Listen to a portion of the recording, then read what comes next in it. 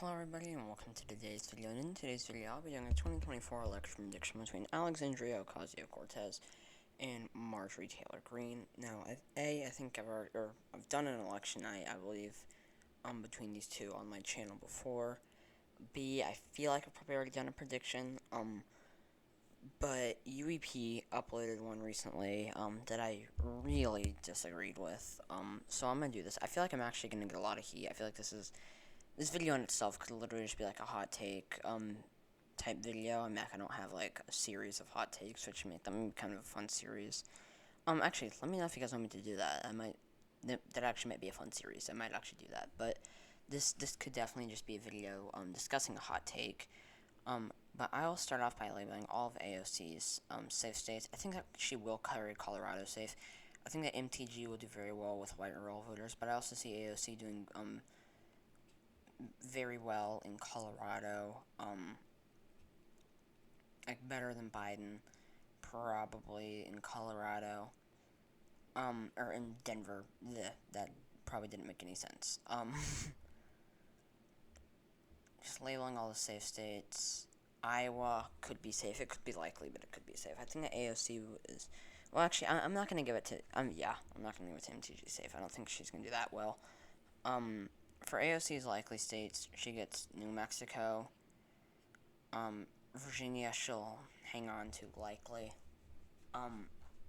Maine, she gets. And that is it. MTG gets Kansas safe. I don't think the Kansas is likely, AOC's not going to do well enough in the suburbs. Also, AOC gets Nebraska second likely. Typically I planned these out before, but I kind of just started doing this, so expect a lot of flip-flops, in terms of the calls. But Nebraska's first, Kansas, Iowa, Ohio, Maine second, South Carolina, North Carolina, Alaska, and Texas. So in Nebraska's first, or in New Mexico, I think that AOC is going to really struggle with oil workers. So she's going to be mad with the Hispanic and Latino vote. Probably be fairly similar to 2020. Virginia will be significantly narrower. Honestly, actually, I'm going to give it to AOC lean. She's going to do very, very poorly with black voters. Marjorie Taylor-Greene is going to do very, very well with white rural voters. The only potential upside I see for AOC is in DC suburbs, which could push it to being likely. But for now, I'm going to give it to AOC lean. Maine, I think AOC is going to do well enough with white rural culture-educated voters. Actually, similar thing in New Hampshire, so I'm going to give that to her likely. Nebraska second, the suburbs will shift enough, and MTG will do poorly enough in the suburbs. Nebraska's first, she's going to do poorly enough in the suburbs. Kansas, MTG is going to do poorly enough in the suburbs. Texas, MTG is actually going to do very well with white rural voters, I think, and I think AOC, I think that AOC is going to struggle in the suburbs. I don't see her being amazing for Hispanic and Latino voters. Maybe enough to push it down to being lean, but realistically, lean or likely, a high lean or a low likely. South Carolina, I think that AOC is going to really struggle with black voters. Honestly, this should probably maybe be safe. Fairly similar thing in North Carolina. AOC is actually also going to really struggle with the white working class, and she's going to really struggle with black voters. So she's probably going to lose a lot of her. She's going to struggle to turn out her base, whereas MTG is going to do very, very well with white rural voters. Iowa. I think that AOC is going to struggle a lot with Obama to Trump voters. I also think that she's going to struggle, with white rural voters, which MTG will do very, very well with. Ohio, I think the MTG is going to do very well with white rural voters. I think that the suburbs are going to need to shift to the left regardless of the candidate. But other than that, I don't really see much upside for AOC. She's going to really struggle with the black vote as well. That could also be safe for MTG. Alaska, I mean, we're going to see more and more Native American voters turning out and shifting it to the left, or probably at higher rates at least. And it's probably going to shift it to the left. I don't think AOC would be necessarily awful for Native American voters, but I think she's going to really struggle with oil workers. So with these states, for AOC's lean states, I'm going to give her Minnesota, and Nevada, whereas MTG gets Wisconsin, Pennsylvania, Georgia, and Florida. So in Nevada, I think that, or also Virginia for AOC. I think that MTG is going to get very good royal turnout. I think AOC is going to do well enough with Hispanic Latino voters. Minnesota, I think that AOC is going to do well enough in Minneapolis. She's going to really struggle with the white working class, and MTG is going to do very well with rural voters. I think that Minnesota I think that Minneapolis is different than a lot of Rust Belt cities, and it could give it to AOC likely. I think that she's much, much better for white liberal voters in cities than she would be, or than she would be in, like, with black voters in, like, say, Milwaukee.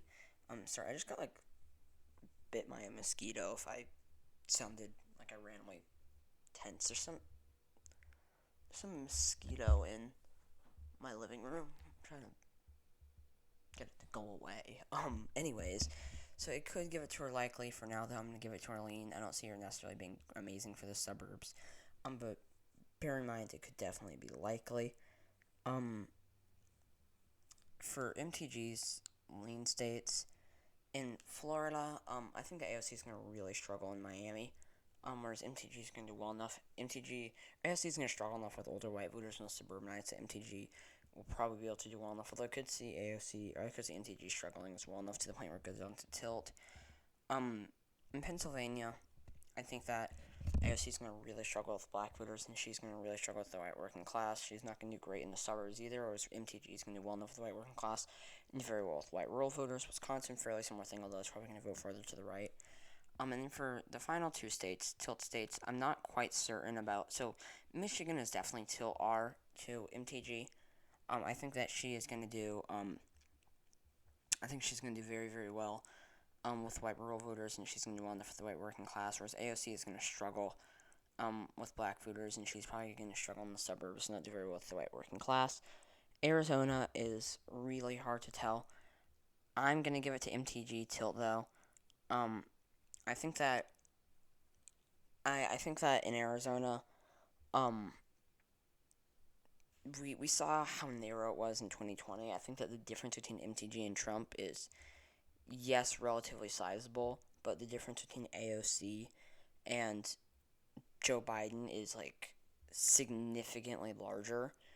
And I don't see, given how narrow it was, I don't see that narrow amount splitting for AOC. Like, if only a tiny portion of, or if it was that narrow, and if it was that narrow, given that Biden is like a moderate, like, not quite like centrist, but more traditional moderate Democrat, and Trump was like a Trumpist populist, given that MTG is, yes, farther to the right, but not like substantially, and the AOC is much farther to the left than Biden, I don't necessarily see them splitting for AOC, so I'm gonna give that to MTG tilt. I don't think that the argument really is there to be made about Nevada. I think it's a possibility, but I think it's unlikely. But yeah, I think you guys, or Nevada going for MTG, that is, or even being more competitive than lean. But yeah, thank you guys so much for watching this video. If you enjoyed it, please leave a like below.